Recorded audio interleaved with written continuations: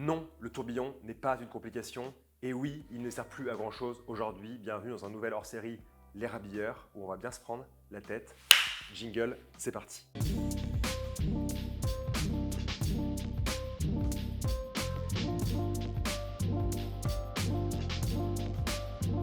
Tourbillon par-ci, tourbillon par-là, tourbillon partout.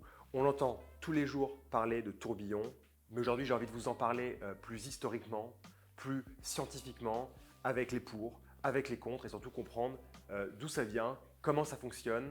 Et vous allez le voir, vous n'êtes pas au bout de vos surprises. Alors on va commencer par une évidence, le tourbillon est une invention d'Abraham Louis Breguet qui provient d'une simple observation, celle démontrant que l'absence de changement de position du balancier entraîne des écarts de précision notables. La raison est simple, la raison c'est la gravité terrestre. À l'époque, donc on ne parle pas de montre bracelet, donc on est au XVIIIe siècle, dans la deuxième moitié du XVIIIe siècle plus particulièrement. On a des montres de poche qu'on met donc, vous l'aurez compris, dans la poche de son gilet ou dans la poche de son pantalon, je ne sais quoi. Et en fait, la montre étant dans la même position toute la journée, sauf qu'évidemment le porteur sort la montre pour regarder et prendre l'information de l'heure, le balancier, il est soumis toujours à la gravité terrestre en une partie de son système et c'est ça qui va entraîner une perte de précision. Alors à l'époque, la solution pour compenser les erreurs serait peut-être de se dire que toutes les heures, le propriétaire de sa montre la change de position, comme ça. Pourquoi pas, mais je pense que c'est très chiant et je pense à l'époque on prend sa montre, on la jette, on la casse et on en rachète une autre. Voilà. Mais avant d'entrer dans le vif du sujet, on va parler d'écart opposition et de chronométrie, vous l'aurez compris, toute la vie avant le tourbillon et comment les scientifiques horlogers se posaient la question d'avoir le moins d'erreurs possible, d'arriver à la plus belle précision au sein d'une montre. Alors pendant des décennies, il faut se dire que les objets qui rendaient compte du temps, ils n'étaient pas du tout précis, mais en même temps à l'époque, on n'était pas du tout au quart d'heure près, on s'en foutait et c'était aussi mieux comme ça. Aujourd'hui, on se prend la tête à 30 secondes près, à l'époque, on vivait quand même dans un moment plus cool de l'histoire de la Terre. Les horlogers, évidemment, au cours du temps, vont essayer d'apporter des innovations. Ça va commencer par la gestion de l'énergie du ressort moteur. Je vous mets ici une vidéo où je vous parlais des différents mouvements de montre et en particulier par rapport à cette gestion de l'énergie du ressort moteur du système fusée-chaîne. On va se dire, bon, on a beaucoup d'énergie qui sort d'ici. Comment on va réussir tout au long du train de rouage à la transmettre sans qu'elle soit trop violente, trop peu violente, mais d'arriver justement à une espèce de stabilité voulue. Cette quête, c'est celle de l'isochronisme de l'oscillateur. Aujourd'hui et hier, dans les montres de poche, le système balancier spirale, mais avant le système de pendule. Ça doit prendre en compte les variations de position, mais aussi les variations, vous allez le voir, de température. On pense par exemple au XVIIe siècle aux travaux de l'horloger Robert Hooke avec son pendule compensateur, puis un peu plus tard, en partant de ces travaux de Hooke, les travaux d'Harrison avec un dispositif à grille et l'utilisation d'un métal double, à la fois du fer et du laiton pour les tiges du pendule. Quand il y a une variation de température, les tiges en acier s'allongent par exemple sous l'effet de la chaleur, ça pousse le balancier vers le bas et celle de laiton, avec un coefficient plus élevé, repousse les traverses supérieures vers le haut. Donc les mouvements se compensent et le centre de gravité du balancier il reste constant. Et ça on le voyait dans les images de Valentin à la pendulerie, vous voyez toujours ce pendule avec l'utilisation de deux métaux, c'est assez joli mais surtout ça sert à quelque chose.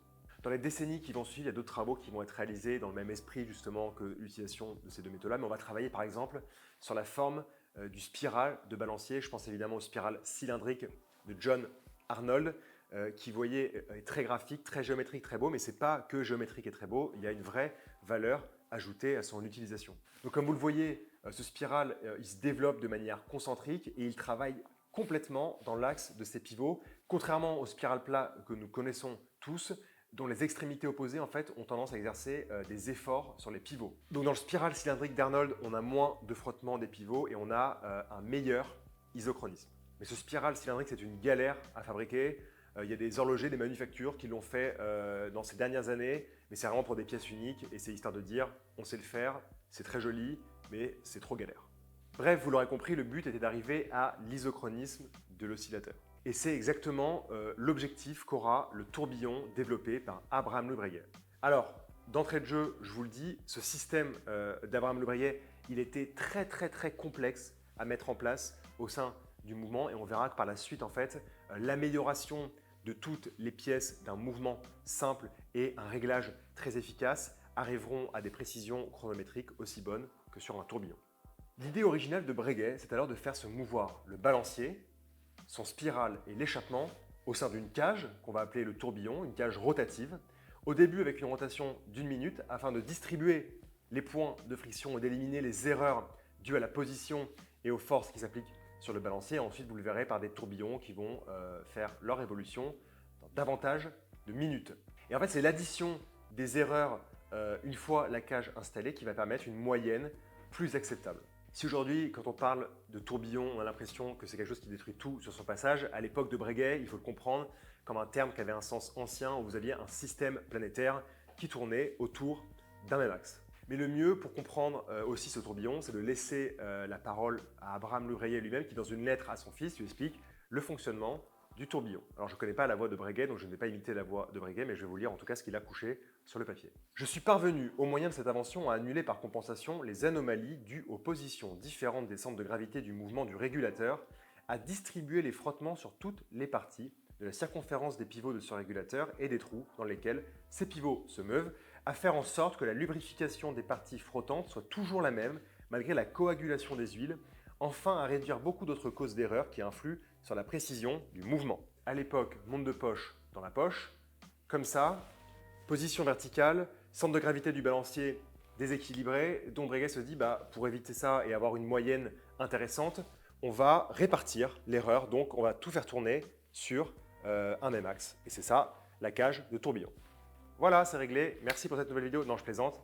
On continue. Donc cette lettre de Breguet, elle date de 1795, mais l'application du tourbillon technique, début du 19e siècle. En effet, le brevet il date de 1801, il va s'appliquer sur le premier régulateur à tourbillon qui a une histoire très particulière. Ce premier régulateur à tourbillon, c'est la montre numéro 282, réalisée en 1800 et vendue en 1832. Ce qui est intéressant avec cette pièce, c'est probablement que le mouvement a été achevé en 1800, mais que l'habillage de la montre et son cadran sont davantage dans un style Breguet autour de 1830. En revanche, il y a une autre montre qui doit attirer votre attention. Cette montre, c'est le numéro 169 qui date de 1809 et qui a été offerte, vous le verrez, au fils d'un horloger très connu.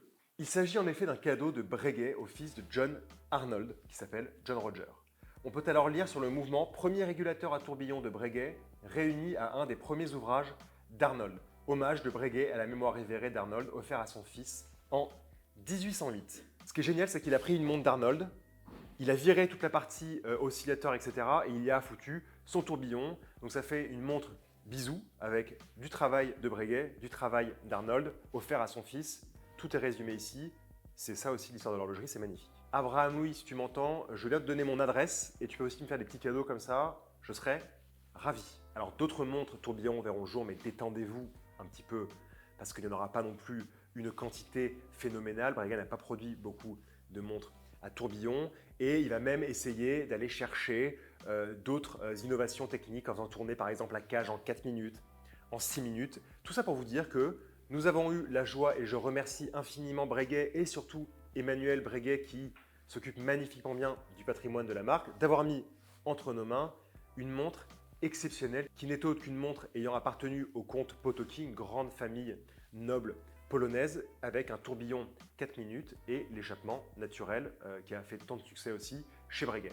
Il s'agit du troisième tourbillon jamais créé par Abraham Louis Breguet et du premier avec une rotation de la cage en 4 minutes. Ce tourbillon, il porte le numéro 1176, il a été vendu en 1809. Il affiche un indicateur de la réserve de marche qu'on voit à 6 heures de 35 heures, évidemment le tour d'heure, les secondes courantes, mais aussi les secondes à la demande, ce qui peut aussi servir de chronographe. Et en plus d'avoir un tourbillon qui fait sa rotation en 4 minutes, voilà, dans l'idée de recherche importante d'Abraham Louis Breguet, on retrouve un échappement naturel dans l'idée de l'échappement à détente, donc il a amélioré avec une impulsion radiale et surtout très peu de frottement, pas d'utilisation d'huile en l'occurrence. Ce qui est incroyable pour l'époque, c'est que la fréquence de l'oscillateur, c'est 21 600 alternances par heure. C'est vraiment beaucoup pour l'époque, mais c'est aussi pour éviter un peu dans l'idée de haute fréquence et de longines, ultrachron dont je vous parlais il y a un moment déjà, de dire plus il y a d'oscillation, plus il y a une résistance au choc importante. C'est-à-dire que dès que la montre va se prendre un choc, ça va vite être compensé par le fait que le balancier se meut à une grande vitesse et donc ça va un peu gommer ou effacer l'erreur si vous préférez. Ce qui est intéressant, c'est de voir qu'après ces exercices un peu périlleux où Breguet va vraiment se prendre la tête en allant chercher des rotations différentes de tourbillons, en couplant ça avec d'autres échappements, il va revenir aux alentours des années 1820 sur des tourbillons beaucoup plus simples avec un échappement à encre classique. Donc en fait, c'est marrant la progression dans sa carrière. Évidemment, il ne va pas arriver sur le marché avec des tourbillons. Il va développer des montres de poche, dont je vous ai déjà parlé maintes et maintes fois, des montres de poche assez classiques, mais très bien réalisées. Ensuite, il va créer son tourbillon, il va le mettre dans quelques pièces, mais c'est quand même assez complexe et très dur à réaliser. On se rappelle qu'à l'époque, il n'y a pas 30 000 machines comme aujourd'hui. Il va faire des innovations sur le tourbillon et à la fin, il va revenir sur des tourbillons plus simples. Et après sa mort en 1823, malheureusement, il ne va pas y avoir de développement supplémentaire autour du tourbillon. C'était le maître qui faisait ses tourbillons et par la suite, on ne fera que refaire ce qu'il a déjà fait dans des versions plus contemporaines. Véritablement, il n'y aura pas de développement, d'innovation en particulier. En revanche, et je ne vais pas y passer 3 heures non plus, au 19e siècle, il y a d'autres horlogers qui, à partir des travaux d'Abraham Lubreguet, vont essayer de trouver d'autres solutions, finalement, d'avoir la même idée de tourbillon à moindre coût. On va par exemple penser à des montres de Jason Hopkins ou de Locke, où en fait, juste à la place d'avoir l'oscillateur qui va se mouvoir au sein d'une cage, d'avoir tout le mouvement de la montre qui fait le tour à l'intérieur de la montre constamment dans la journée. Alors malheureusement, les moyens mis en place n'ont pas été énormes, la qualité pas incroyable, donc ces montres, il y aura quelques petits essais comme ça. Ça ne donnera pas une réalité tangible de série parce qu'il y aura beaucoup de défauts, mais en tout cas, ils ont essayé et quand même c'est assez stylé de se dire qu'on fait tourner tout le mouvement de la montre en même temps et pas juste le système de l'oscillateur. Et surtout après, grâce à l'horloger Bonixen, on va avoir l'apparition du carrousel. Et alors là, contrairement à ce que je viens de vous dire avec le mouvement qui tourne au sein de la montre, le carrousel, il va propulser l'idée du tourbillon un peu plus haut. Finalement, le tourbillon et le carrousel, c'est la même chose, c'est le même objectif final. En revanche, c'est la mise en place qui est un peu différente. Dans le tourbillon, vous avez tout le système du balancier spirale, échappement qui tourne au sein d'une cage et tout ça est relié sur le même train de rouage avec tout au bout le barillet. Donc très simple encore une fois, distribution de l'énergie dans le train de rouage et puis démarrage du système de l'oscillateur, mais ici avec une cage de tourbillon, ça c'est le tourbillon, on connaît bien. Le carrousel est légèrement différent parce que au lieu d'avoir le train principal, on a un train intermédiaire ou un train secondaire. Alors revenons à nos moutons et à la question que vous posez tous, est-ce que le tourbillon est une complication? Moi j'ai dit que ce n'était pas une complication, c'est pas vous faire du buzz, parce qu'à mon sens, ce n'est pas une complication horlogère au sens strict, on va dire, de ce qu'est une complication, c'est-à-dire est-ce que ça vient apporter une autre information au-delà de l'indication des heures et des minutes? En l'occurrence, non. Et je pense que c'est bien de distinguer le fait que ce soit plutôt une complication mécanique et pas une complication horlogère. Par exemple, le chronographe est une complication horlogère parce qu'on a une information en plus. Le calendrier est une complication horlogère. Mais par exemple, le tourbillon n'est pas une complication horlogère, mais une complication mécanique. Pour faire simple, ça n'apporte pas d'informations supplémentaires, ce n'est pas une complication horlogère, mais une complication mécanique, parce que c'est quand même une complication. Mais alors, dans les faits, comment fonctionne un tourbillon? Déjà, allez juste ici, regardez l'explication sur le fonctionnement d'un mouvement mécanique et vous allez ensuite tout comprendre sur le fonctionnement du tourbillon. Ici, dans les montres de poche Breguet, l'énergie elle provient du porteur, qui avec sa petite clé, en or de préférence, vient tendre le ressort d'un barillet qui distribue l'énergie de manière la plus constante possible grâce à différentes innovations et qui va ensuite se déployer dans le train de rouage. Dans une montre classique, l'énergie arrive à l'échappement et le contrôle se fait par le régulateur appelé le balancier. Ici, tout est similaire. L'énergie elle arrive sur un pignon sur lequel est fixée la cage de tourbillon. Solidaire de cette cage et à côté de son pignon se trouve une roue qui est en contact avec le pignon de la roue d'échappement, apportant toute l'énergie nécessaire à l'échappement et ensuite à la régulation du balancier. Bon, évidemment, et l'histoire du tourbillon après Abraham Lubreguet, après toutes les recherches qu'on a pu faire dessus, c'est se dire comment ce tourbillon, au XXe siècle, avec l'explosion de la montre bracelet, comment on va pouvoir le miniaturiser. C'est assez difficile de savoir exactement quelle était la première montre bracelet tourbillon. J'ai en tête une pièce du milieu des années 40, en 47 je crois, par Omega, qui était vraiment un coup de foudre à l'époque. Ils avaient réussi justement à miniaturiser ce qu'on n'avait pas réussi à faire avant et ce qu'on trouvait dans les montres de poche au sein d'une montre bracelet. Après évidemment, il va y avoir Patek Philippe, Audemars Piguet qui vont faire leur montre bracelet tourbillon. Mais encore une fois, il y a davantage de recherches à faire là-dessus. Mais en tout cas, dans les années 40, on ne dit pas forcément de bêtises en avançant ça. Je trouve encore qu'aujourd'hui, on trouve des exercices de tourbillon magnifiques chez Breguet.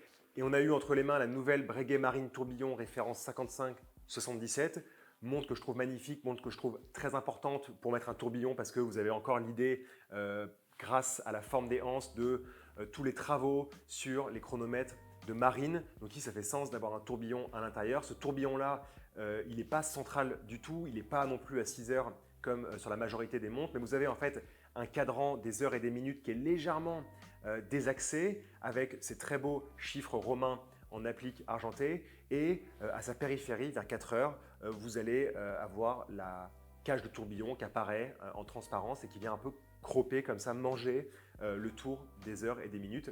C'est magnifique, c'est très simple, heures, minutes et les secondes sur le tourbillon, que le nécessaire, que l'essence du tourbillon. Cette marine référence 5577, elle présente un diamètre de 42,5 mm. Elle est disponible en or rose 18 carats avec un cadran couleur ardoise soleillée ou en platine 950 avec un cadran bleu soleillé en or. Mais alors revenons encore une fois à nos moutons, mais aux autres moutons. Le premier, c'est de dire, est-ce que le tourbillon est une complication? Non, ce n'est pas une complication horlogère dans le sens général du terme. Et c'était de dire, est-ce que le tourbillon a encore un sens aujourd'hui? La réponse, c'est sûr là pour le coup, c'est non.